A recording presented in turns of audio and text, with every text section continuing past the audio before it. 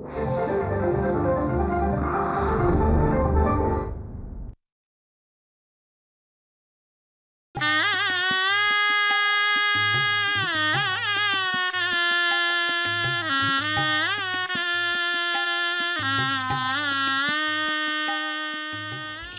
हो नमस्कार. सह्याद्री वाहिनीने आयोजित केलेल्या दीपोत्सव सह्याद्रीच्या या दीपावली निमित्त खास सुरेल मैफिलीमध्ये मी स्मिता गवाणकर सर्व रसिकांचं मनपूर्वक स्वागत करते आणि दीपावलीच्या आपल्याला लाख लाख शुभेच्छाही देत आहे.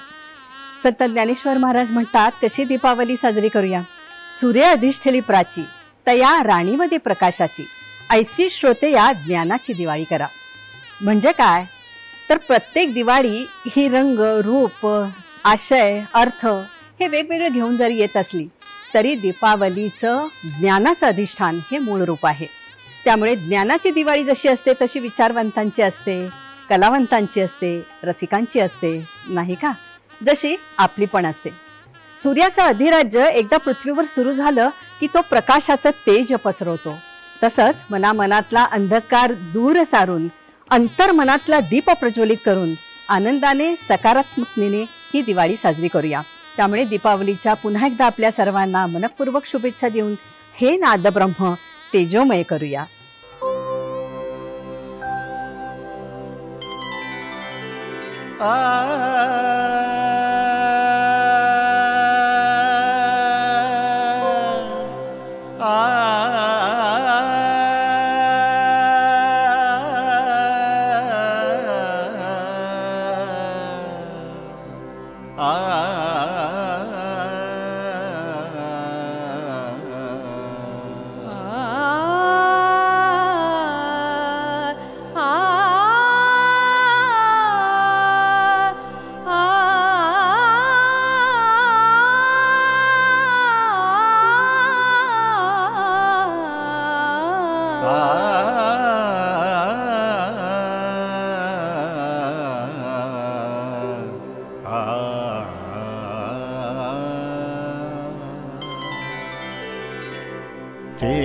तेजोमय नाद ब्रह्म है, तेजोमय नाद ब्रह्म है. ऋण सुणले काळसात लख लखले लोचनात. ऋण सुणले काळसात लख लखले लोचनात. अंबरात अंतरात एक रूप है, नाद ब्रह्म है. तेजोमय नाद ब्रह्म है. तेजोमय नाद ब्रह्म है.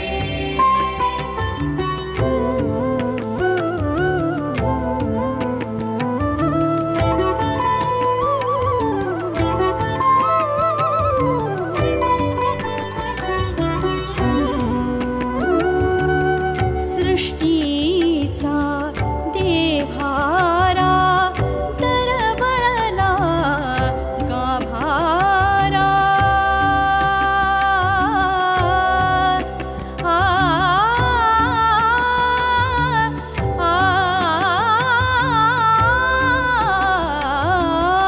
सृष्टीचा देव्हारा तरवळला गाभारा.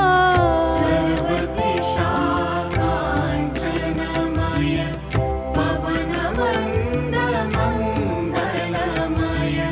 सर्व दिशा कांचनमय पवन मंद मंगलमय. आरती तेजाचा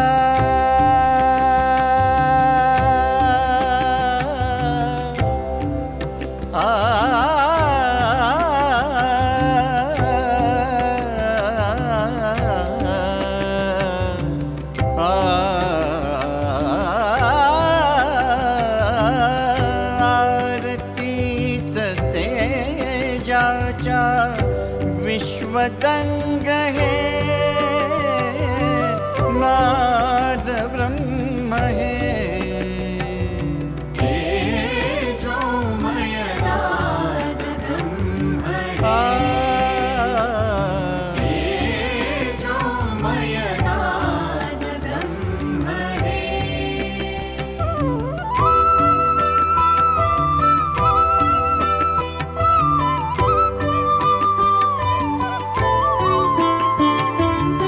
कुसुमांच्या हृदयातून स्नेहमयी अमृतघन कुसुमांच्या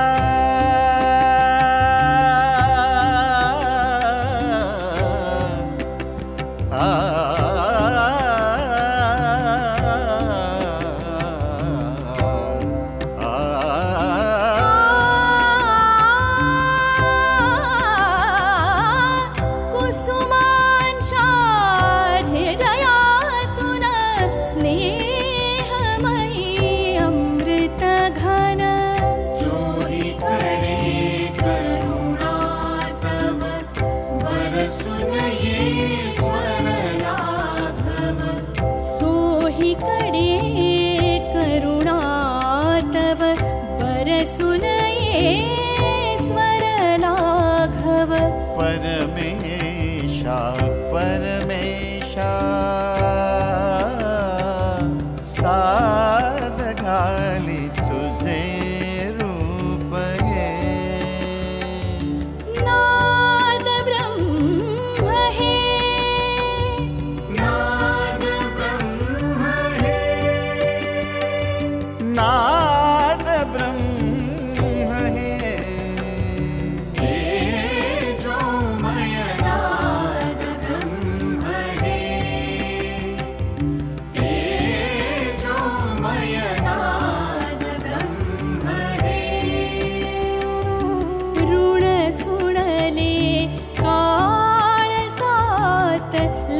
लखले लोचनात ऋण झुणले काळजात लख लखले लोचनात अंबरात अंतरात एक रूप हे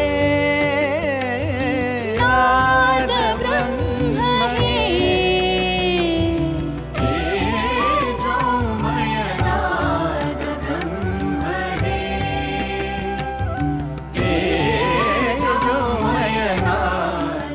मी मगाशीच म्हटलं ना की ही दीपावली ज्ञानाची. ज्ञान म्हणजे काय तर बुद्धी आणि प्रतिभा यांचा विलक्षण असा संगम. असे अनेक प्रतिभावंत कलाकार आपल्याला महाराष्ट्राने दिले. त्यातीलच एक म्हणजे सुप्रसिद्ध ज्येष्ठ संगीतकार श्रीधर फडके. मैफिलीतलं पहिलं गाणं आपण ऐकलं तेजोमय नादब्रह्म. हे श्रीधरजींनीच संगीतबद्ध केलेलं आहे. पण हे संगीतबद्ध करत असताना त्यांच्या प्रतिभेचे कंगोरे काय होते त्या पाठीमागची कहाणी आता आपल्याला ते ऐकवणार आहेत आणि त्यांच्याशी सुसंवाद साधतायत सुप्रसिद्ध सुसंवादिका धनश्री लेले. नमस्कार मंडळी. सर्वप्रथम दूरदर्शनच्या सर्व प्रेक्षकांना दिवाळीच्या मनापासून शुभेच्छा. मंडळी, दिवाळी हा इतका महत्त्वाचा सण आहे आणि मुख्य म्हणजे ह्या दिवाळीमध्ये जसे बाहेर दीप प्रज्वलित होतात तसे आपल्या अंतरंगामध्ये सुद्धा ते प्रज्वलित व्हावेत अशी आपली भारतीय संस्कृती सांगते. कबीरजी सांगतात की बिन बाती बिन तेल दिया जले. असा एक दिवा म्हणजे ज्याला वातही नाही आणि ज्याला तेलही नाही, पण असा एक दिवा लावूनच भगवंतांनी आपल्या सगळ्यांना इथे पृथ्वी तलावरती पाठवलेला आहे. त्यामुळे आपल्या अंतरंगातले दिवे तर प्रज्वलित आहेतच, पण ह्या दिवाळीमध्ये आपण बाहेरसुद्धा दिव्यांची रोषणाई करतो. असाच चैतन्यमय प्रकाश आपल्या सर्वांच्या जीवनामध्ये यावा अशा आपल्याला मनपूर्वक शुभेच्छा देते. मंडळी, मराठी मनाला आणि आपल्या महाराष्ट्राला कुठल्याही सणामध्ये उत्सवामध्ये फक्त खाद्यपदार्थांची मेजवानी पुरेशी पडत नाही, तर आपल्याला बौद्धिक, वैचारिक, सांस्कृतिक आणि सगळ्यात महत्त्वाचं म्हणजे सांगीतिक मेजवानीसुद्धा लागते. आणि आजचा हा आपला कार्यक्रम हा त्यातलाच एक भाग आहे. आज आपण संगीताची मेजवानी तर घेणार आहोतच, पण त्याचबरोबर काही गप्पासुद्धा ऐकणार आहोत, काही आठवणी ऐकणार आहोत. आणि म्हणूनच आजच्या कार्यक्रमामध्ये आपण आमंत्रित केलेलं आहे आपल्या सगळ्यांचे आवडते संगीतकार श्रीधर फडके यांना. नमस्कार. श्रीधरजी, आपलं या कार्यक्रमामध्ये मनपूर्वक स्वागत. आज आपण तुम्ही संगीतबद्ध केलेली गाणी आपण ऐकणार आहोत. हो. आणि मंडळी, आजच्या कार्यक्रमाचं वैशिष्ट्य असं की ही गाणी सादर करण्यासाठी श्रीधरजी तर आहेतच, शिल्पा पुणतांबेकर आहे, पण त्याचबरोबर मधाळ आवाजाने ज्यांनी आपल्याला अनेक दशकं वेडं केलेलं आहे असे पंडित सुरेश वाडकरसुद्धा आजच्या या मैफिलीमध्ये सहभागी झालेले आहेत. पंडित सुरेश वाडकर यांचं मी मनपूर्वक स्वागत करते. धन्यवाद धनश्री. नमस्कार. समस्त महाराष्ट्राला, रसिक बंधू भगिनींना आणि समस्त भारतीयांना दिवाळीच्या हार्दिक हार्दिक शुभेच्छा. आपण सगळे सुखासमाधानात, आनंदात आणि सगळ्यांचं स्वास्थ्य ठीक राहावं हीच परमेश्वराच्या चरणी प्रार्थना. धन्यवाद. हॅपी दिवाळी. वा, सुरेशजींनी शब्दातून इतक्या सुंदर शुभेच्छा दिल्यात, पण अर्थातच आपल्याला त्यांच्याकडनं सांगीतिकसुद्धा शुभेच्छा ऐकायच्या आहेत, पण त्यांना आपण सांगणार आहोतच. पण तत्पूर्वी श्रीधरजींना मला काही विचारायचं. श्रीधरजी, आजपर्यंत आपण इतकी गाणी संगीतबद्ध केलीत, त्याच्यामध्ये इतकं वैविध्य आहे. दिवाळीचं एखादं गाणं जे तुम्हाला असं वाटलं की हे आपण केलं पाहिजे, दिवाळीचं म्हणजे खास दिवाळीसाठी असं नाही, पण ज्याच्यामध्ये दीप आहे, ज्याच्यामध्ये तेजाचा उल्लेख आहे, असं एखादं गाणं तुमच्यासमोर आलं का आणि ते तुम्ही कसं संगीतबद्ध केलं, कधी केलं, याबद्दल उत्सुकता आहे. प्रथमतः मी दूरदर्शनचे आभार मानतो, कारण 1972 पासून मी दूरदर्शनवर कार्यक्रम सादर करतो. बरं. म्हणजे 28 आणि 25 इतकी वर्ष झाली बघा. तर मला खरंच सांगा, म्हणजे अगदी मनापासून सांगतो की त्यांनी माझ्यावर उपकार केलेत की मला इथे बोलवलं आहे, माझी गाणी सादर करायला सांगितलेलं आहे. हे गाणं 1989मध्ये दूरदर्शननी मला सांगितलं की दिवाळीमध्ये एखादा कार्यक्रम सादर कराल का. बरं. दिवाळीतलीच गाणी. आणि त्यावेळेला एक गाणं तयार केलं होतं, ते लिहिलं होतं श्रीयुत प्रवीण दवणे यांनी. बरं. मी त्यांना आधी चाल सांगितली आणि मग त्यांनी त्याच्यावर शब्द लिहून दिले. आणि मग मी त्यावेळेचे जे निर्माते होते दूरदर्शनचे त्यांना म्हटलं की हे गाणं गायला मला पंडित वाडकर मिळतील का, सुरेशजी मिळतील का. ते म्हणाले हरकत नाही. नंतर आरती अंकलीकर आणि श्रीकांत पारगावकर या तिघांनी मिळून 1989मध्ये ते गाणं गायलं होतं आणि अप्रतिम गायलं होते. त्यावेळेला यमन रागात आहे ते. वा. मंडळी, 1989 साली झालेलं हे गाणं, पण आजही हे गाणं किती टवटवीत आहे. प्रवीण दवणे यांचे शब्द, श्रीधरजींचं संगीत आणि सुरेशजी आणि शिल्पा या दोघांनी हे गाणं इतकं सहजतेनं आणि इतक्या बहारदार पद्धतीनं आपल्यासमोर सादर केलं. खरंच आहे. आणि मला असं वाटतं की यमन राग हा बहुतेक बाबूजींचा आणि श्रीधरजींचा दोघांचाही आवडता राग असावा. ये मन है या यमन है, ये मन है या यमन है, जैसे फूलों से सजा चमन है, सितारों से भरा गगन है, मन की लगन है, हर एक इसमें मगन है, ये मन है या यमन है. वा वा वा. सुरेशजी, तुम्ही श्रीधरजींची इतकी गाणी गायलीत, म्हणजे अभंग गायलात, भावगीतं गायलात आणि त्याचबरोबर तुम्ही अनेक वेगवेगळ्या संगीतकारांची सुद्धा गाणी गायलात. तर श्रीधरजींच्या गाण्याचं म्हणजे विशेषत्वानं त्यांच्या संगीताचं तुम्हाला बलस्थान काय वाटतं? मला असं वाटतं की सगळ्यात आधी गाण्याकडे बघण्याचा त्याचा दृष्टिकोन आहे हा एक स्पेशल असतो. कारण तो शब्दांना त्याच्या स्वरांनी जास्त उंचीवर नेऊन ठेवतो. वा. हा मला वाटतं गुण त्यांनी बाबूजींकडनं घेतला आहे. बरोबर आहे. कारण आपण कधी नुसते शब्द, कधी कधी कविता वाचन केलं जातं ना, तर एक अर्थ कळत असतो, पण त्याच्यावर स्वराचा साज ज्या वेळेला हा चढवतो त्यावेळेला त्या शब्दाचा अर्थ जास्त डीप आणि खरा अर्थ त्यातला सुरांमुळं कळायला लागतो. क्या बात आहे. तर ती जी ह्याच्यात जी एक ॲबिलिटी किंवा ती जी कला आहे ती फार कमी संगीतकारांमध्ये मिळते. जसं बाबूजींनी त्यांची गाणी तुम्ही जर ऐकली, त्यांना दूर म्हणायचं असेल ना तर तो दूर त्या आधी स्वरांनी तो दाखवतात. क्या बात आहे. मग तो किती दूर आहे ते स्वरांमुळं कळतं. वा वा. नाही तर आपण म्हणून मग की त्या तिथे त्या तिथे अंतर केवढं बघा. क्या बात आहे. किंवा त्या तिथे असं पण म्हणू शकतो. नाही, त्या तिथे पलीकडे तिकडे. आता तर तिकडेला आणखी पलीकडे त्यांनी दाखवलं ते वा. की तिकडे येते, इथं नाहीये. तर हा आणि असे संगीतकार माझ्या दृष्टीनं भारतात फार कमी झाले. जसे बाबूजी.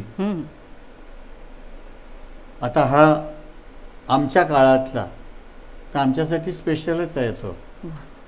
मागच्या काळातल्या लोकांबरोबर मी बाबूजींबरोबर पण गायले. फारच सुंदर. काय काय गाणं होतं ते? गुरु एक जगीत राहता. गुरु एक जगीत राहता. किंवा आणखी पण सिनेमाची त्यांची गाणी अप्रतिम गाणी मला दोघांनी दिली, बाबूजींनी आणि श्रीधरनीही. मी खूप त्यांचा धन्यवाद करतो, आभारी आहे. आणि मला मी सांगतो की सुरेश वाडकरच मी जास्त का प्रिफर करतो. एक म्हणजे लक्षात येते की हा अतिशय गोड गळ्याचा गायक आहे. शास्त्रीय संगीताचा भरपूर अभ्यास आहे आणि तो गळा तयार पाहिजे ना. आणि जे मला हवंय ते देतात. त्यामुळे ते असं एक ट्युनिंग आहे. मी देत नाही, तो काढून घेतो.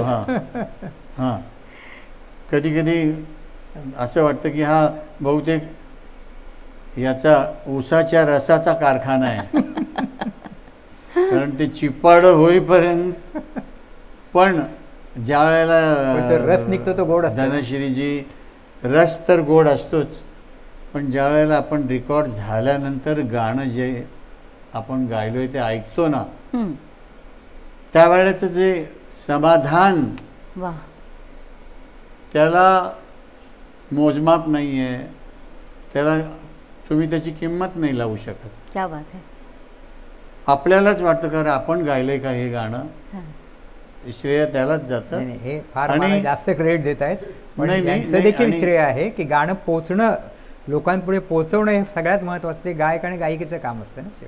खरं नाही, पण श्रीधर गाण्यातच, गाणं इटसेल्फ मध्येच जर काही नसेल तर तू दुनियातला बेस्ट सिंगर आणून जरी माईक समोर उभा केलास तरी त्या गाण्याचं बहुतेक काही होऊ शकणार नाही. त्या गाण्यातच एवढा दम असतो. ज्या वेळेला गाणाऱ्याचा दम निघतो त्यावेळेलाच ते गाणं खरं असतं असं वाटतं. वा. आणि श्रीधरजींची गंमत म्हणजे ते गोड बोलून दम देतात. हो, नाही आम्ही भांडलोही आहे. अच्छा. तात्पुरतं असतं ते. तात्पुरतं असतं आणि त्याच्यामुळे मला वाटते कधी कधी कामात पण एक वेगळा एक उत्साह येते. एकदा मी एक सांगतो, आमचं एक गाणं चालू होतं, अभंग होता आणि साहेब उशिरा आले जरा. मी जरा थोडा अस्वस्थ झालो होतो. रेकॉर्डिंग चालू होतं वेस्टर्न ऑर्डरमध्ये आणि थोडं वाद झाला. पण नंतर ते इतकं सुंदर सुरेश गायला आणि त्याने जो सा लावला ना तिथे, क्या बात आहे. माझ्या डोळ्यात पाणी आलं. वा वा वा. हे खरं असं पाहिजे. क्या बात. मंडळी, हे सगळं ऐकताना आता इतकी गंमत वाटते, कारण श्रेय मिळण्यासाठी, ते मिळवण्यासाठी इतकी धडपड अवतीभोवती चाललेली आपण पाहत असतो. आणि इथे मात्र गायक आणि संगीतकार एकमेकांना खुल्या दिल्यानं श्रेय देतात. म्हणजे आत्ता मला असं वाटलं की समजा कोणी असा प्रश्न विचारला की गुलाबाचा गंध अधिक चांगला का रंग अधिक चांगला, तर हे उत्तर जसं देता येणार नाही ना, तसं मला असं वाटतं की गायकाचं त्याच्यातलं योगदान आणि संगीतकाराचं योगदान ह्यातलं नेमकं पारडं कुणाचं जड हेही सांगता येत नाही. मला असं वाटतं की त्या दोघांच्या प्रतिभा एकत्र येऊन एक सुंदर रसायन तयार होतं आणि त्यातनं एखादं असं गाणं जन्माला येतं. आणि त्याच्यावरती हे जे आमचे रसिक माईबाप आहेत, वा, खरं आहे, त्यांनी जर त्या गाण्याला पसंती नाही दिली तर त्या गाण्याचं काहीच होणार नाही. आणि आत्तापर्यंत जे प्रेम मला किंवा श्रीधरला आमचे माईबाप देत आलेत, असंच त्यांनी देत राहो आणि आम्ही काम करत राहो हीच तुमच्या चरणी प्रार्थना करणार आहे या दिवाळीच्या शुभ मुहूर्तावर. आणि रसिकांची प्रतिनिधी म्हणून मी सांगते की तुम्ही असंच अखंड काम करत राहा आणि आम्हाला धन्यवाद. सुंदर सुंदर रत्नजडित असे काही गाणी किंवा असं काही रचना आम्हाला पुढे भविष्यातही ऐकायला मिळाव्यात अशी बिलकुल. रसिक म्हणून मी ही इच्छा व्यक्त करते. आणि तुम्ही शिल्पाला ऐकलंच किती छान फार गाते, किती सुंदर. तयार गाते आणि गाणाऱ्या घरातनं असल्यामुळं होय, तिच्या गाण्यात एक वेगळेपण आहे. खरं आहे. आणि मी शिल्पाला अनेकदा पाहिलं आहे, त्याच्यामुळे ना ती गाणं श्रीधरजी जेव्हा गात असतात किंवा तुम्ही गात असता तेव्हा ती इतकं मन लावून ऐकत असते ना, म्हणजे एखादा कलाकार हा कायम शिष्याच्या भूमिकेत कसा असतो हे मी नेहमी शिल्पाकडे जेव्हा जेव्हा बघते तेव्हा मला ते जाणवतं. श्रीधरजी, मगाशी सुरेशजी म्हणाले की तुम्ही काव्यामधला शब्द, त्याचा आशय, त्याची छटा हे सगळं संगीतातून दाखवता, पण काही वेळेला काही कवींच्या कविता आम्हाला दुर्बोध वाटतात, पण जेव्हा आम्ही तुमच्या चालीतनं ते ऐकतो तेव्हा आम्हाला त्याचा अर्थ झरझर कळायला लागतो. तर असं तुम्हाला कधीतरी बाबा नेमकं काय असेल याच्यात, असं कधी प्रश्न पडलाय कुणा कवीच्या कविता करताना? झालं ना सर. किती साधारणतः एक 1985च्या सुमारास बरं. मी पुण्याला गेलो होतो आणि तिथे माझे मित्र अजित सोमण, त्यांना विचारलं की अरे काही नवीन गाणं असेल तर कविता असेल तर मला दे ना. बरं. म्हणून त्यांनी सुप्रसिद्ध कवी ग्रेस यांचं एक पुस्तक मला दिलं, काव्यसंग्रह दिला आणि त्यातली एक कविता मी निवडली. मला फार आवडली ती कविता, पण अर्थ कळत नव्हता. पण मी तरी देखील म्हटलं आपण चाल लावायला काय हरकत आहे, म्हणून प्रयत्न करतो, पण चाल काही सुचली नाही. आणि नंतर एक दुसऱ्या दिवशी आम्ही मुंबईला यायला निघालो आणि त्यावेळेला जुना मुंबई पुणे रस्ता होता. तर पनवेलजवळ आलो आणि गाडीमध्ये मला एक चाल सुचली आणि ती घरी आलो. मी ताबडतोब खूप म्हणजे असं गाडीमध्ये असं पाठ करतच आलो होतो. घरी आलो आणि रेकॉर्ड केली, थोडी पूर्ण केली आणि काही दिवसांनी सुरेश घरी आले होते दुसऱ्या एका गाण्याच्या रिहर्सलला. बरं. आणि म्हटलं अरे सुरेश हे असं गाणे नवीन केलं जर ऐकणार का? ऐकव म्हणला. मी ऐकवली, मान डोलली, घरी गेले. दुसऱ्या दिवशी त्यांनी मला अहमदाबादहून फोन केला, कारण अहमदाबादला जाणार होते. बरं. आणि मला म्हणले अरे काय श्रीधर, तू काल जे गाणं केलं आहेस ते मलाच म्हणायचं आहे, दुसऱ्या कोणाला तरी दिलंस तर मी त्याला मारीन तुला म्हटलं. अरे म्हटलं बघूया, कारण असं आमची अशीच बोलणी चालतात. पण बरं म्हटलं. आणि नंतर काही दिवसांनी काय झालं की एक कॅसेट होती, त्याचं एक गाणं कमी पडत होतं म्हणून मी गायलो. पण मला मनात रुखरुख होती की सुरेश वाडकरांसारखा एका मोठा गायक, अतिशय गोड महान गायक असं म्हणायला हरकत नाही, त्यांनी विनंती केली आहे की हे गाणं त्याला हवं आहे, तर त्याला कसं तरी करून ते गाणं त्यांच्याकडनं परत घ्यायला पाहिजे. मग आणखी एक 3-4 वर्षांनी एक दुसरी कॅसेट आली, त्याच्यात मी याला विचारलं आणि त्यांनी मोठ्या मनाने ते ऐकली माझी विनंती आणि ते गायलं आणि ते फार सुंदर गायले. होय. मग आपण ग्रेस साहेबांचं तेच गाणं ऐकूया सुरेशजी. जरूर जरूर. एक वाक्य याच्यात आणखी मला जोडायचं आहे की श्रीधर पण इतका छान गायला होता ते गाणं आणि त्या गाण्याचं स्वरूप जे ते ज्याला म्हणतो ना आपण अगदी धनुष्य बाणासारखं, म्हणजे तो डायरेक्ट हृदयात जाऊन लागणारा बाण त्या गाण्याच्या रूपात होता. आणि मी ज्या वेळेला त्याचं गायलेलं ऐकलं मी, मला नेहमी असं वाटायचं की मला कि काश ये गाना मुझे अगर मिल जाए. आणि मग त्याच्याकडनं विचारणा झाल्याबरोबर मी 1 सेकंडमध्ये त्याला होय म्हणालो आणि मग हे गाणं झालं. फारच अप्रतिम. क्या बात आहे.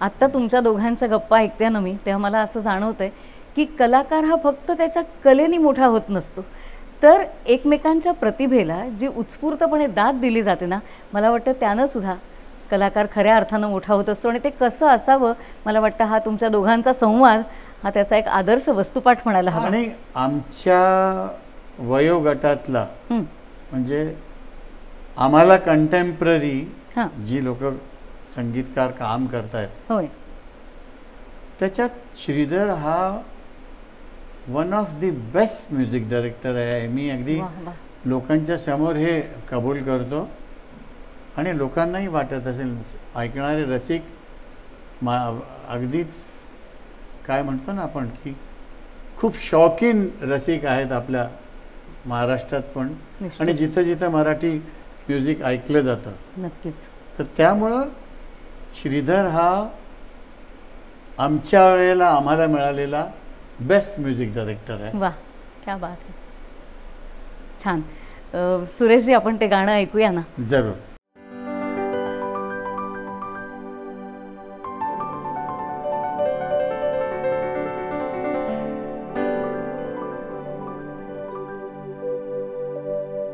तुला पाहिले मी नदीच्या किनारी,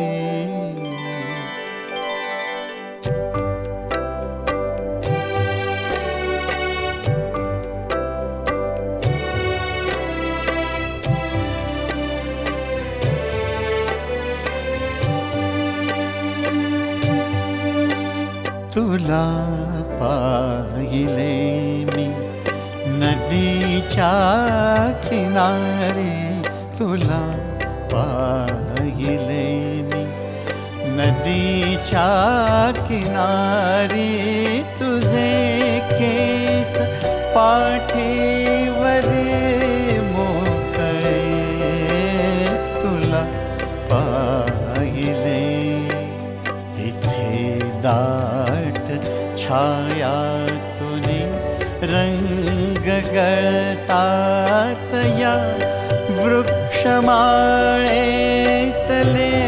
सावळे, तुला पाहिले मी.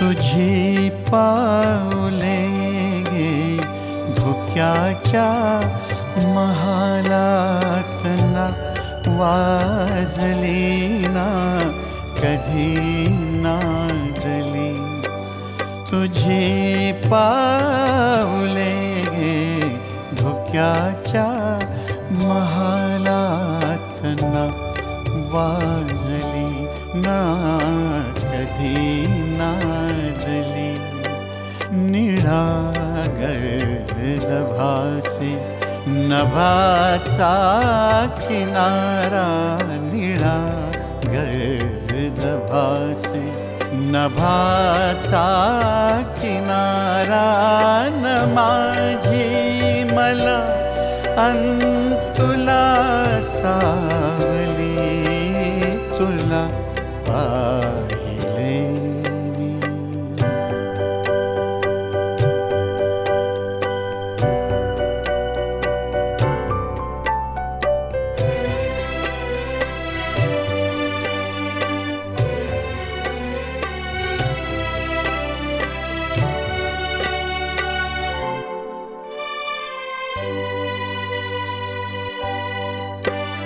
मना वेगळी लाट व्यापे, मनाला जसा डोंगरी चंद्र हा मावळे, मना वेगळी लाट व्यापे, मनाला जसा डोंगरी चंद्र हा मावळे, पुढे का उभी तू तुझे दुःख झरते, पुढे का उभी तू तुझे दुःख झरते, जसे संचिताचे ऋतू कोवळे, तुला पाहिले मी.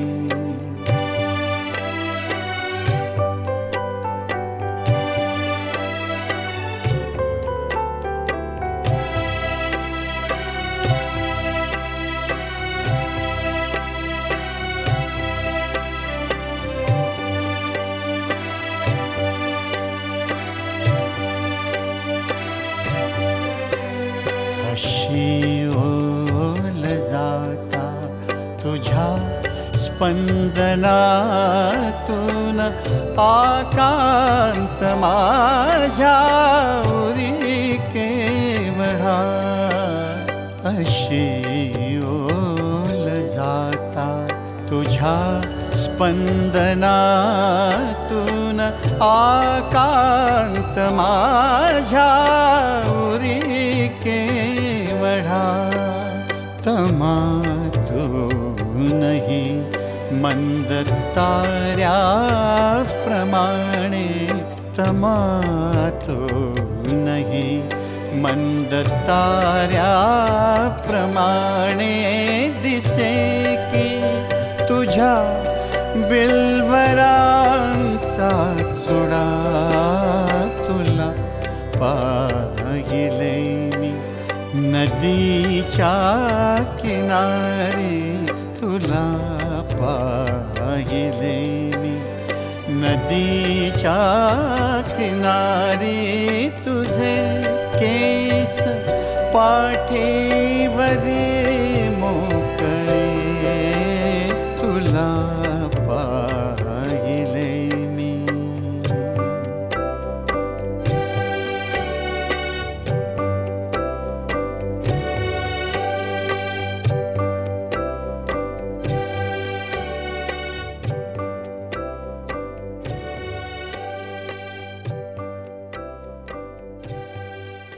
या सुरेल मैफिलीचा आनंद अजूनही आपण घेणार आहोत, पण आता वेळ झाली आहे छोट्याशा विश्रांतीची. प्रेम व्यक्त करताना कविवर्य सुधीर मुगे म्हणतात, दाटून आलेल्या संध्याकाळी अवचित सोनेरी ऊन पडतं, तसंच काहीसं पाऊल न वाजवता आपल्या आयुष्यातही प्रेम येतं.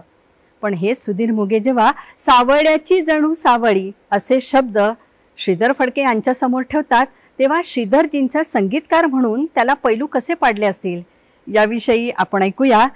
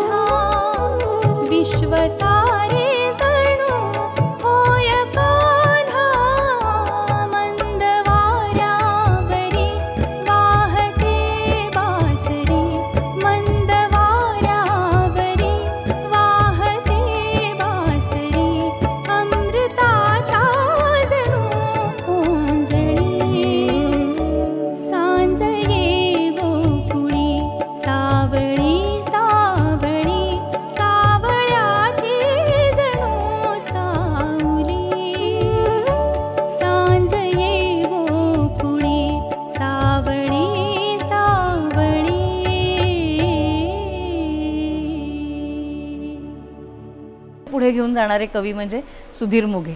आणि मला वाटतं तुमचं जे पहिलं चित्रपट गीत आहे फिटे अंधाराचे जाळे ते सुद्धा सुधीर मोघ्यांच्या लेखणीतनं उतरलेलं आणि त्यानंतरही मोघ्यांच्या अनेक कवितांना तुम्ही चाली दिल्या. तर सुधीर मोघ्यांविषयी तुमच्याकडनं थोडंसं ऐकायला आवडेल. अतिशय प्रतिभावान कवी होते. सोपं लिहिणं परंतु थेट लिहिणं हे त्यांचं वैशिष्ट्य होतं. अनेक गीतं त्यांची लोकप्रिय आहेत. म्हणजे बाबूजींची आहेत, बाबूजींनी त्यांची स्वरबद्ध केलेली, बाळासाहेब मंगेशकरांनी केलेली, मी काही थोडीफार केली. त्यातलं एक गीत आता म्हणजे काय झालं, मला एक दिवाळीचंच होतं, दिवाळीचं 1981ची दिवाळी. आणि मी पुण्याला गेलो होतो आमच्या पुण्याच्या घरी आणि माझ्या डोक्यात एक चाल येत होती आणि ती चाल ऐकवल्यानंतर मी डाटा डाटा डाटा करून मी रेकॉर्ड करून ठेवली. आणि मग माझे पुण्यातले मित्र अजित सोमण यांना म्हटलं की अजित अशी चाल आलेली आहे डोक्यात, काय करायचं, कसं काय गाणं करता येईल याच्यावर. तर काय असतं, चालीला एक अर्थ असतो आणि तो कवीने नेमका ओळखायचा असतो, काय लिहायला पाहिजे त्याच्यावर. तर ते आता अजित सोमण हे चांगले म्हणजे ते उत्तम म्हणजे अभ्यासक वेगवेगळ्या विषयांचे होते. तर त्यामुळे त्यांनी काय सांगितलं की ही जी चाल आहे याची जो चालेचा जो सगळा बांधणी आहे त्याच्यावर संध्याकाळची कविता छान आहे, हे सोमणाने सांगितलं. बरं. आणि मग ते म्हणले तू असं कर, तू चाल जी आहे ती रेकॉर्ड करून मोघ्यांना दे, मोघे फार सुंदर लिहिते. आणि मग त्यांना डा डा डा असं करून ती चाल मोघ्यांना रेकॉर्ड करून पाठवली आणि मोघ्याने अप्रतिम गाणं लिहून दिलं. सांज ये गोकुळी सावळी सावळी सावळ्याची जणू सावली, हे झालं. आणि त्यांनी 2च कडवी दिली होती. मग म्हटलं आपल्याला 2 रेकॉर्ड करायचं आहे तर आणखी एक कडवं लागेल. ते म्हणले बरं. आणि त्यांनी साधारणतः 9 ते 10 महिन्यांनी एक कडवं आणून दिलं. ते आम्ही मधलं कडवं ठेवले. म्हणजे पर्वतांची दिसे दूर रांग, काजळाची जणू दाट रेघ, होई डोहातले चांदणे सावळे, भोवती सावळ्याचा हुली. मग ते आम्ही दुसरं कडवं म्हणून घेतलं. आणि याची अरेंजमेंट जे म्युझिकमधले पीसेस केले ते शामराव कांबळ्यांनी केलेत, फार मोठे अरेंजर. तर शामराव त्यांना म्हटलं की अहो दुसरं कडवं अजून यायचं आहे, म्हणजे आधी म्युझिक पीसेस चालू असतात, तर त्याची चाल पहिल्यासारखीच आहे, तर तुम्ही कराल का मधला पीस. ते म्हणले नाही करणार. बरं. ते म्हणाले कडवं आल्यानंतर कडवातले शब्द काय सांगतायत त्याप्रमाणे मी म्युझिक करीन. अरे वा. हे सर्वात महत्त्वाचं. म्हणजे अरेंजरला त्याचा देखील अभ्यास असायला पाहिजे, ज्ञान असलं पाहिजे. आणि त्यामुळे ते म्हणाले छान त्यांनी संतूर वापरलेला आहे. मग आता श्रीकृष्ण आहे, त्यामुळे मग गोकुळ आहे, गोकुळामध्ये गायी आहेत, वासरं देखील आहेत. त्यामुळे ते संतूरचे, त्यामुळे वासरं कशी दडदड दडदड धावतात ना, तसं संतूरचे पीस संध्याकाळी सगळं बोधन परत येत असतं. येस. हे जे विजन असतं ना ते फार महत्वाचं आहे. आणि मग हे गाणं तसं तयार झालं.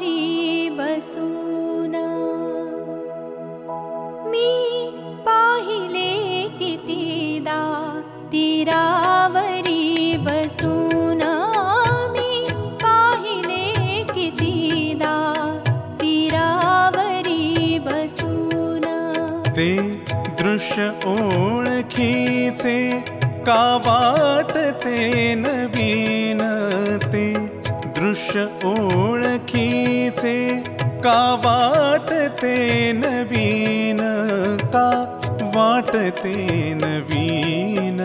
तू संगती म्हणून मी पाहिले कितीदा तीरावरी बसून.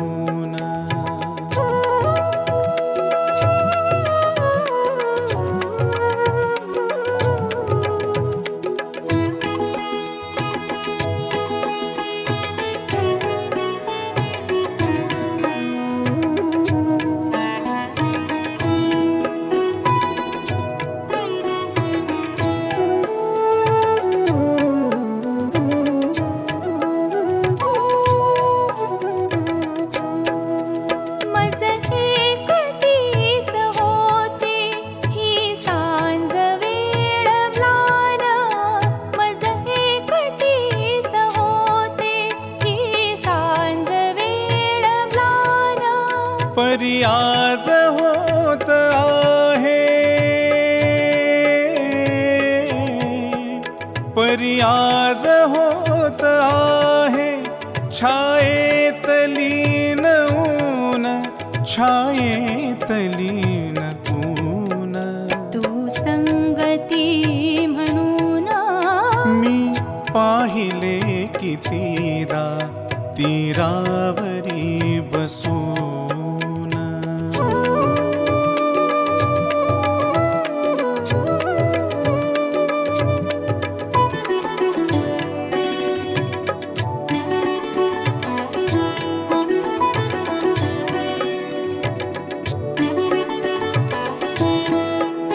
जो कलकलाट होता मी झाकलेच कान, जो कलकलाट होता मी झाकलेच कान. ते शब्द पाखरांचे झाले समूह गान, ते शब्द पाखरांचे झाले समूह गान. झाले समूह गान. तू संगती म्हणून मी पाहिले कितीदा तीरावरी बसून.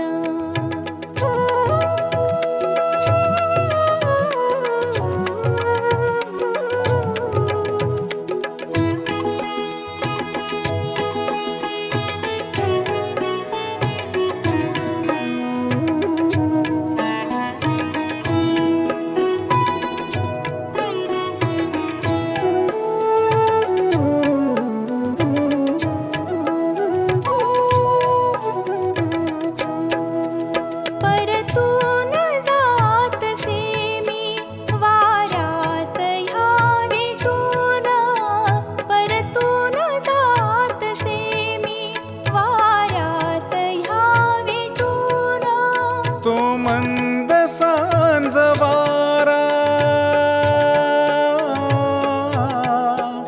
तो मंद सांज वारा, दे शिरशिरी भरून, दे शिरशिरी भरून.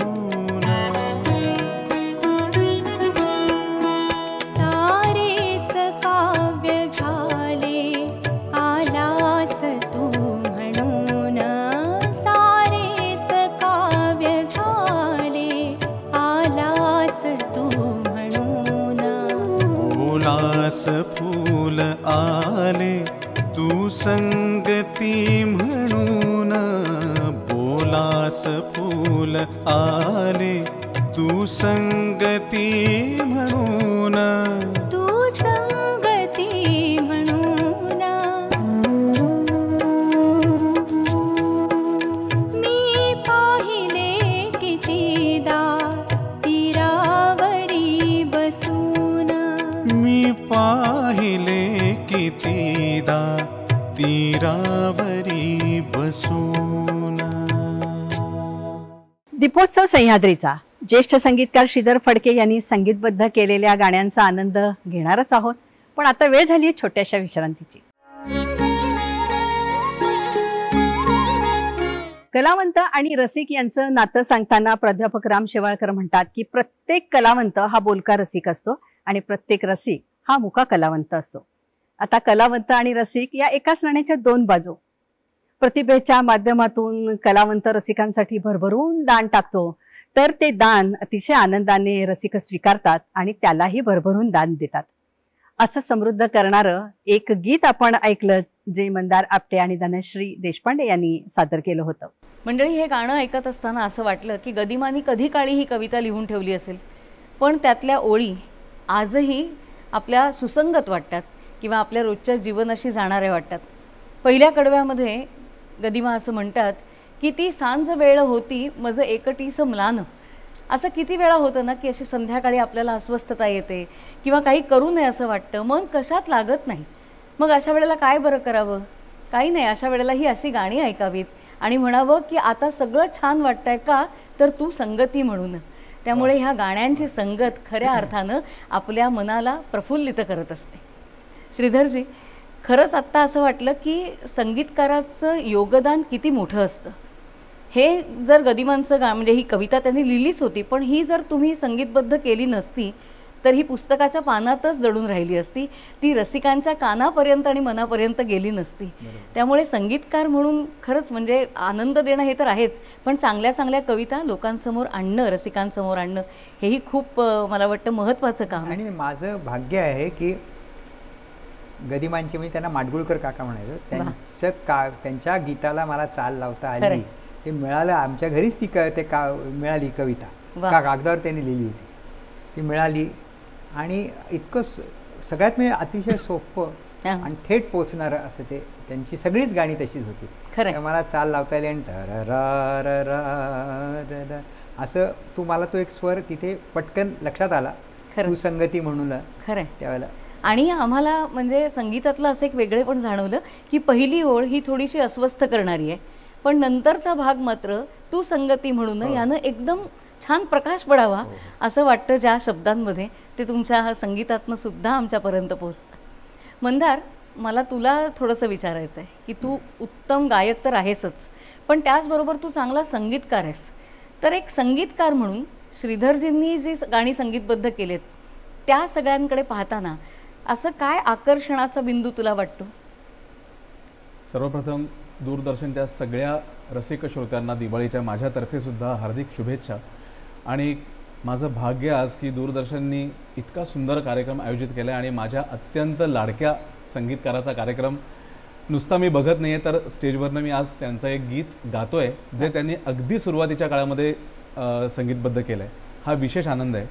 आणि तू जसं सांगितलंस, हा एक योगायोग म्हणायला लागेल की जेव्हा गाणं हे माझं करिअर ऑप्शनसुद्धा नव्हतं, तेव्हासुद्धा मी जेव्हा कॉम्पिटिशन्समधून भाग घेत होतो, तर तेव्हा माझं पहिलं गाणं होतं मन मन असं उमगत नाही. आणि ती मला असं वाटतं की तेव्हापासून माझी श्रीधर फडके या एका गुणी संगीतकाराची एक सांगीतिक ओळख निर्माण झाली. आणि जसं तू सांगितलंस आता की संगत हा शब्द आहे, संगत ही अनेक जणांशी असते, अनेक गोष्टींशी असते, पण श्रीधर फडके असतील ह्या संगीतकारांशी असतो तो सहवास असतो. आणि अर्थ एकच आहे पण शब्द वेगळे आहेत. आणि तेव्हापासून मला हा सहवास लाभत आला आहे. तर हा अत्यंत मोठा आनंद आहे. आणि श्रीधर फडके यांची गाणी म्हणजे किती गाणी अशी असतील की ज्या गाण्यांवरती मी पारितोषिकं मिळवलेली आहेत मी आर्किटेक्चरला असताना. आणि त्याच्यामुळे श्रीधर फडके यांची कधी एखादी नवीन CD येते, त्यामुळे त्यांचं श्री विठ्ठल असेल, अवघा विठ्ठल असेल, ओंकार स्वरूपा असेल, तेजोमय, फिट्या अंधाराचे जाळे, काही बोलायचे आहे, ही सगळी गाणी माझ्याकडे पहिल्यापासून होती. आम्ही वाट बघायचो की कोणती नवीन CD किंवा तेव्हा CDs नव्हते, अर्थात कॅसेट्स आम्हाला बसवायला मिळत आहेत नवीन गाणी. त्यामुळे मी आज सर्वांसमक्ष सांगेन की खूप मोठं ऋण आहे आमच्या पिढीवर की जरी बाबूजींचा सहवास नाही मिळाला तरी आम्हाला श्रीधर फडके ह्या एका अत्यंत ज्येष्ठ आणि गुणी संगीतकाराचा सहवास मिळतो आहे आणि तो अजून आम्हाला खूप मिळणार आहे. वा, क्या बात आहे. धनश्री, तुला घरातनं संगीताचा वारसा लाभला. तुझे वडील पंडित गंगाधर देव उत्तम हार्मोनियम वादक, त्यामुळे स्वर ऐकतच तू मोठी झालीस. श्रीधरजींचं गाणं गाताना तुला त्याच्यामधलं असं काय खुणा होतं किंवा असं वाटतं की हे खरंच वेगळं आहे बरं का? संगीतकार श्रीधर फडके यांच्या या कार्यक्रमामध्ये मला इथे गाण्याची संधी मिळाली आहे, त्याबद्दल मी सर्वप्रथम दूरदर्शनचे आभार मानते. आणि सरांची गाणी गाताना मला असं नेहमी वाटतं की ही गाणी इतकी चिरतरुण आहेत, म्हणजे 48 वर्षापूर्वीचं हे गाणं असेल असा विश्वाससुद्धा मला बसत नाही आहे. अगदी काल परवा बांधलेली चाल आहे आणि आजच्या काळाला अगदी साजेशी अशी चाल या गाण्याची मला वाटते. विविध कार्यक्रमांमधनं जेव्हा आम्ही श्रीधरजींची गाणी सादर करत असतो, जसं ऋतू हिरवा, घनराणी, अशा विविध गाण्यांना रसिकांकडून नेहमीच वन्स मोर मिळत असतो. म्हणजेच ही गाणी इतकी रसिकांना सुद्धा आवडतात आणि त्याचा प्रत्यय आम्हाला कार्यक्रमांमधनं सुद्धा येत असतो. वा, क्या बात. मंडळी, आपल्या हातामध्ये मोबाईल येण्याच्या आधीची गोष्ट. आपण एखाद वेळेला घाईघाईनं घरातनं बाहेर पडत असतो, म्हणजे पूर्वी. आणि अशा वेळेला घरातल्या फोनची रिंग वाजली तरीसुद्धा आपण काही वेळेला दुर्लक्ष करायचो. पण घरातनं बाहेर पडत असताना आकाशवाणीवरती जर बाबूजींच्या संगीतानं सजलेलं गाणं लागलं तर मात्र आपले पाय जिथल्या तिथे थपकायचे. ही पायात पडलेली बेडी नव्हती, तर हे स्नेहबंधन होतं. आणि या स्नेहबंधनाचं एक टोक बाबूजी होते, तर दुसरं टोक गदी माडगुळकर होते. श्रीधरजी, बाबूजींनी गदिमांची एवढी गाणी केलीत, तुम्हाला गदिमांचं गाणं करण्याचा योग कधी आला? आणि आणखीन एक प्रश्न यातच विचारते की ते गाणं करत असताना तुमच्या मनात नेमक्या काय भावना होत्या? गदिमांचं निधन झालं आणि त्यांच्या पहिल्या स्मृतिदिनानिमित्त दूरदर्शनने एक कार्यक्रम करायचं ठरवलं. बरं. आणि त्यावेळेचे त्यांचे निर्माते अरुण काकतकर आणि केशव केळकर यांनी मला विचारलं की गदिमांची अप्रकाशित गीतं आम्हाला रेकॉर्ड करायची, बरं, प्रसारित करायचे, तर तू करशील का? म्हटलं मी प्रयत्न करीन. आणि मग ते आम्ही शोधायला लागलो. काही काही गाणी आम्हाला मिळाली आणि त्याच्यातलं एक गाणं असं होतं की ते गदिमांनी सुवासिनी चित्रपटासाठी लिहिलं होतं. बरं. आणि ते त्याच्यात आलं नव्हतं. बरं.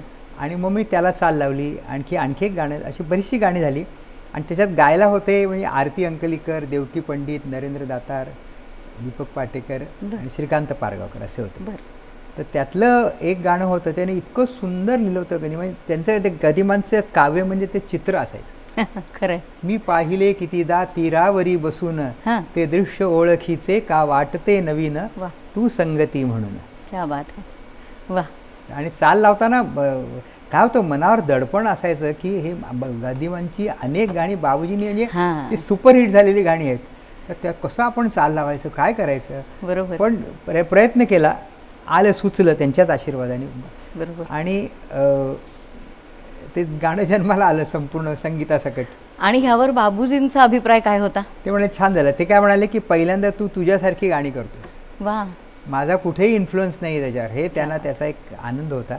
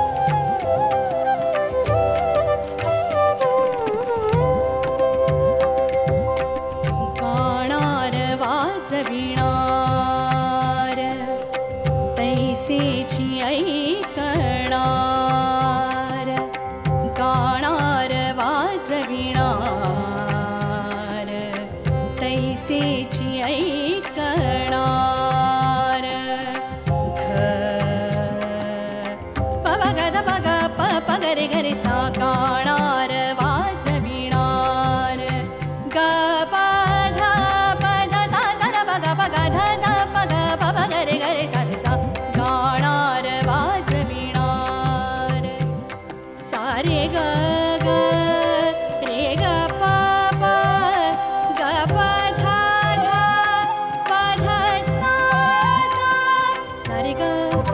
ग प ग प ध प द सा सा रे ग प ग प ध प द सा सा रे ग प ग प ध प द सा सा रे ग सा द सा प र प र ग प ग प सा रे ग सा द सा प र प र ग प ग प रे ग प द सा रे ग प द सा रे ग प द सा गाणार वाजविणार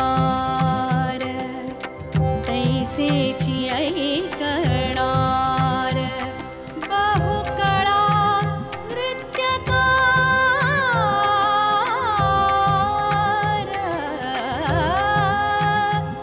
बहुकळा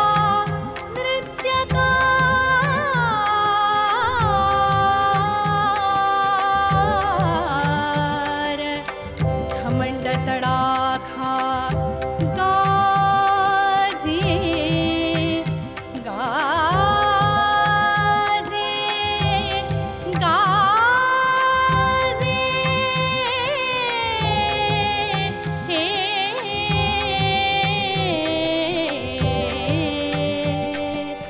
स्वर स्वर स्वर रंग वावा ताने स्वर रंग वावा ताने स्वर रंग वावा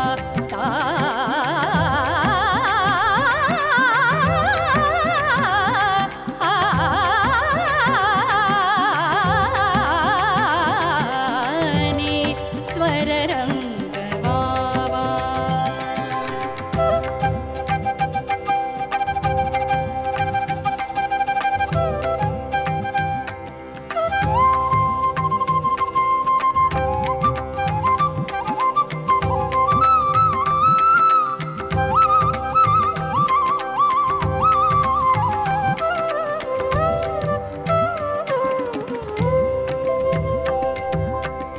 दास म्हणे सावधान सकळांचे एक मन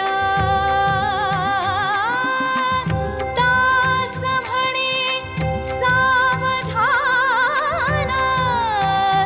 सकळांचे एक मन तेणे गुणी समाधान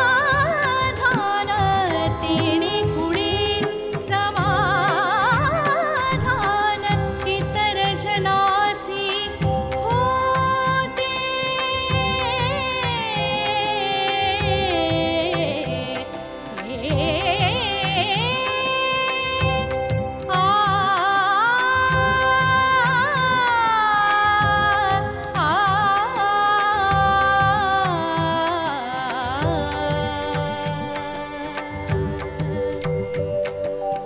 स्वर स्वर स्वर रंग वावा ताने स्वर रंग वावा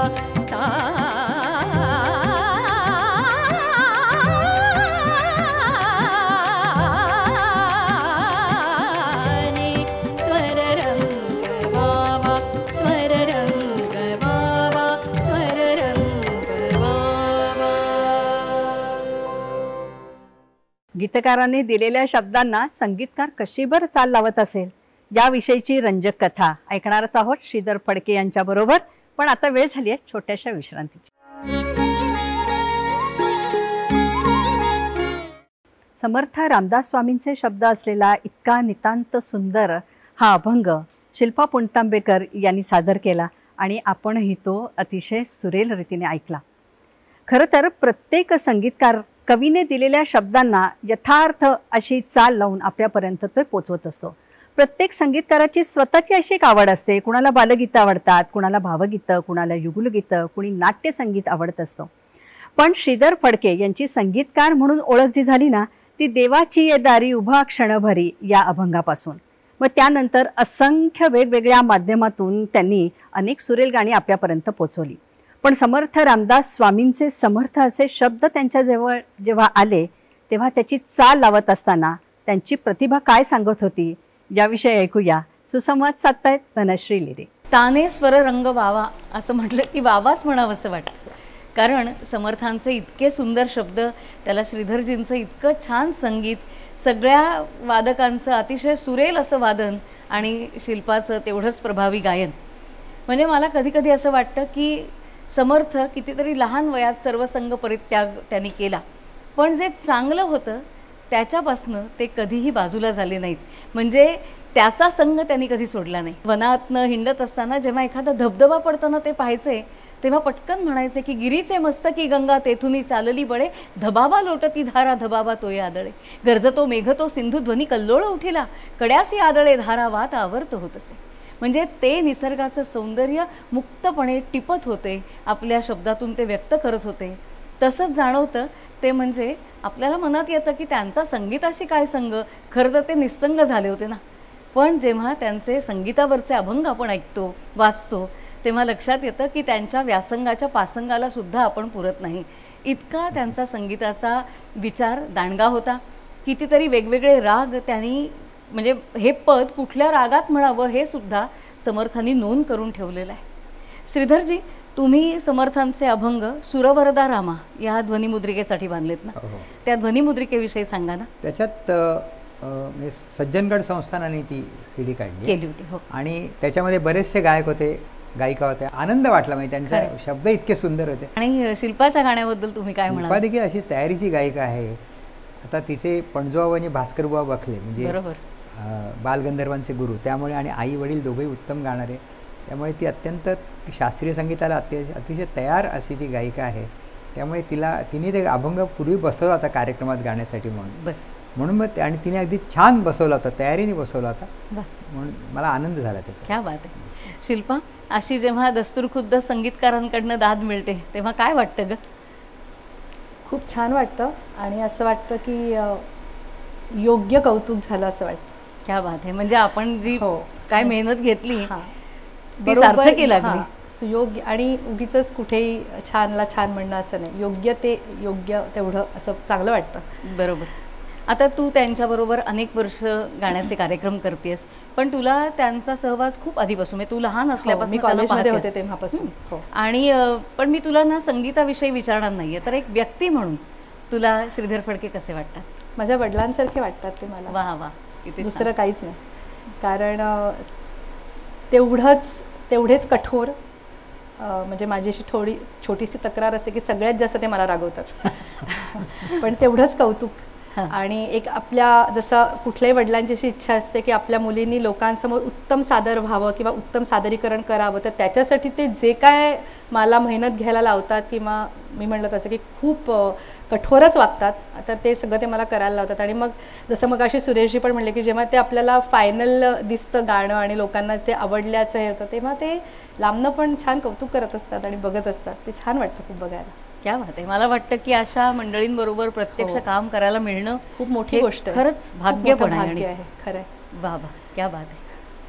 श्रीधरजी, तुमच्याकडे येते आणि तुम्ही म्हणजे आता मला वाटतं देवाच्या द्वारीपासून तुमचा हा संगीताचा प्रवास सुरू झाला. तुम्ही आज पण वेगवेगळी गाणी करत असता, तर आता एवढ्यातल्या एवढ्यात काही नवीन गाणं केलं आहेत का तुम्ही? हा, एक 1-1.5 वर्षापूर्वी मी एक अल्बम केला होता. बरं. माझे अमेरिकेतले मित्र मोहन रानडे त्यांनी तो निर्मिती केली. कारण मोहन रानडे हा अत्यंत म्हणजे कसं म्हणतं की संगीतावर प्रेम करणारा असं ते व्यक्तिमत्व आहे. आणि त्याने म्हटलं, त्यांची चर्चा झाली आणि ते म्हटलं कर, नवीन कर.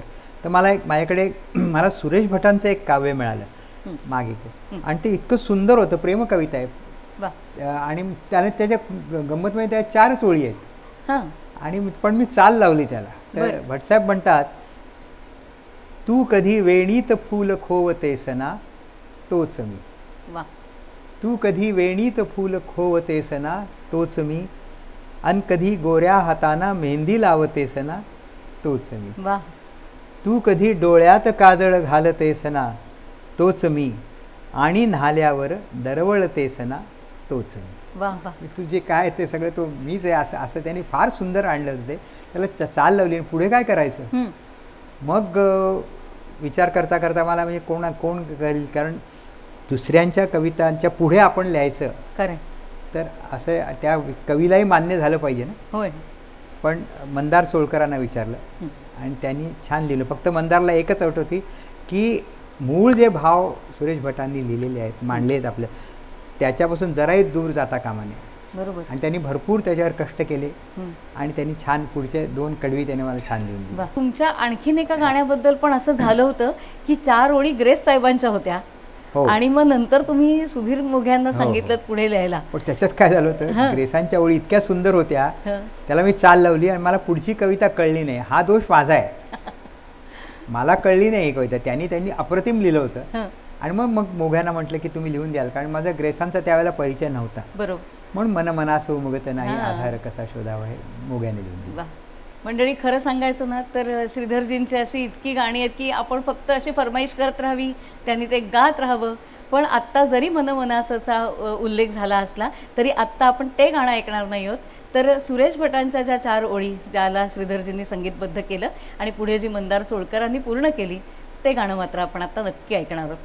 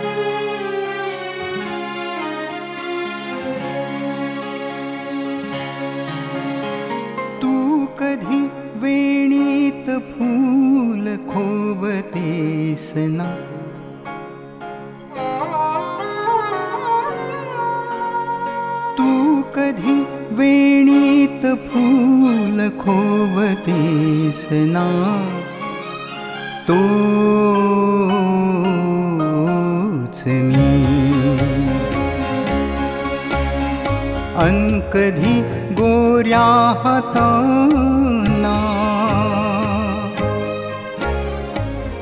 कधी गोऱ्या हाताना मेहंदी लावतेस ना तोच मी कधी डोळ्यात काजळ घालतेस ना तोच मी आणि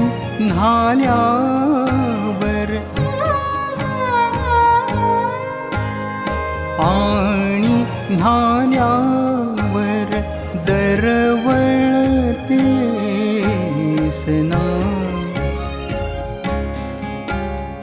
तोच मी तू कधी वेणीत फूल खोवतेस ना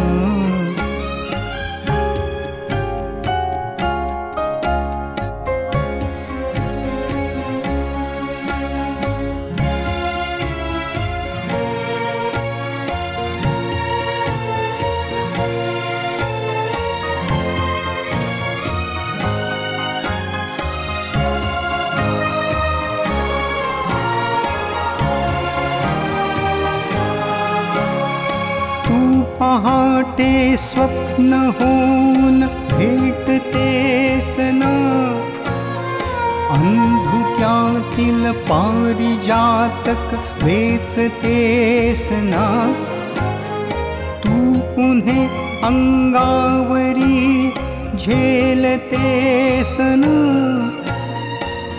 स्वतःच्या सावलीशी बोलतेस ना गोंदलेली ग चांदणी बांधलेली ग पैंजणी तोच मी तू कधी वेणीत फूल खोवतेस ना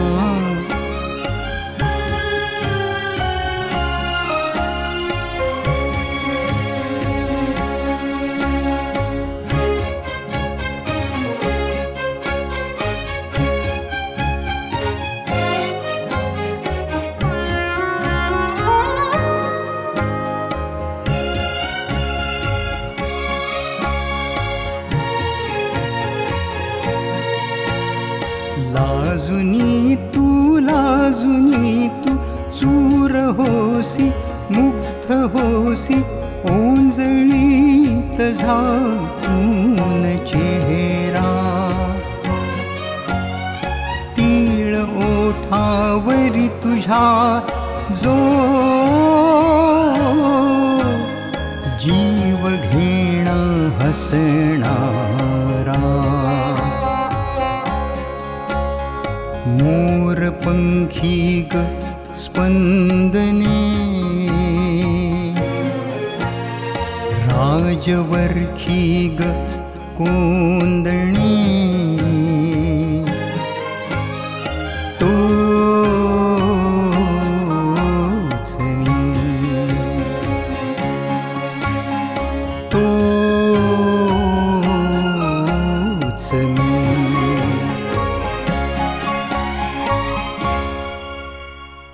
अनेक सुरेल चाली लावत असताना संगीतकार म्हणून श्रीधरजींची नेमकी भूमिका काय असते ऐकायची आहेत, पण त्याआधी घेऊया आपण एक छोटीशी विश्रांती. तोच मी, किती सुंदर गाणं. श्रीधरजी, मला असं वाटतं की तुमचा जो सांगीतिक प्रवास आहे तो 50 वर्षाहून अधिक काळांचा आहे जवळपास. हो. आणि 50 वर्ष झाली आणि नुकतीच तुम्ही वयाची 75 पूर्ण केलेली. त्याबद्दल आधी तुम्हाला जीवेश शरद शतम अशा आम्हा सगळ्यांकडनं खूप खूप शुभेच्छा. तुमचं गाणं ऐकताना काय किंवा बाबूजींचं गाणं ऐकताना काय, आम्हाला असं नेहमी जाणवतं की आता बाबूजींचं 40च्या दशकातलं गाणं ऐकलं ना तरीही ते टवटवीत वाटतं. आता तुमचं जे 78 मधलं आपण मगाशी गाणं ऐकलं ते किंवा देवाची द्वारी त्याच्या आधी केलेलं सगळं टवटवीत वाटतं. तर मला नेहमी असं वाटतं की तुम्ही आणि बाबूजींनी दोघांनी ना जुन्या आणि नव्याचा इतका उत्कृष्ट संगम तुमच्याकडे पाहायला मिळतो की थोडंसं साहित्यिक भाषेत सांगायचं तर त्यांच्या दोघांच्याही संगीतामध्ये जुन्यातला पौष्टिकपणा होता, नव्यातली लज्जत होती. जुन्याचं सोनं होतं, नव्याची नक्षी होती आणि जुना सुंदर गंध होता आणि नवीन रंगसुद्धा आहे. तर असं जुन्या नव्याचं इतकं सुंदर हे आम्हाला तुमच्या गाण्यांमधनं ऐकायला मिळतं किंवा तो अनुभव आम्ही घेऊ शकतो. तर आपण ह्या खरं सांगायचं तर मी मगाशी म्हटलंच आहे की यांनी ना तृप्तताच येत नाही, असं वाटतं आणखीन एखादं ऐकावं. पण तत्पूर्वी तुम्हाला आपल्या सगळ्या श्रोत्यांना प्रेक्षकांना शुभेच्छा द्यायच्या असतील दिवाळीच्या तर. मी दूरदर्शनच्या सर्व प्रेक्षकांना रसिकांना दिवाळीनिमित्त हार्दिक शुभेच्छा देतो. मंडळी, दिवाळी पहाटचा हा अतिशय सुंदर असा बहारदार रंगलेला कार्यक्रम. सुरुवातीला म्हटलं तसं की हे दीप आपल्याला चैतन्य तर त्यांनी द्यायला पाहिजेच, पण समाजामध्ये सध्या जे वितुष्ट आपल्याला दिसत आहे तर ते वितुष्ट किंवा तो एकमेकांविषयीचा राग थोडासा कमी व्हावा. आम्हा सर्व कलावंतांकडनं सर्व प्रेक्षकांना दिवाळीच्या अतिशय मनापासून शुभेच्छा. दिवाळी म्हणा, दीपोत्सव म्हणा, दीपावली म्हणा, मनात मात्र एकच भाव असतो, आनंदाचा आणि मांगल्याचा.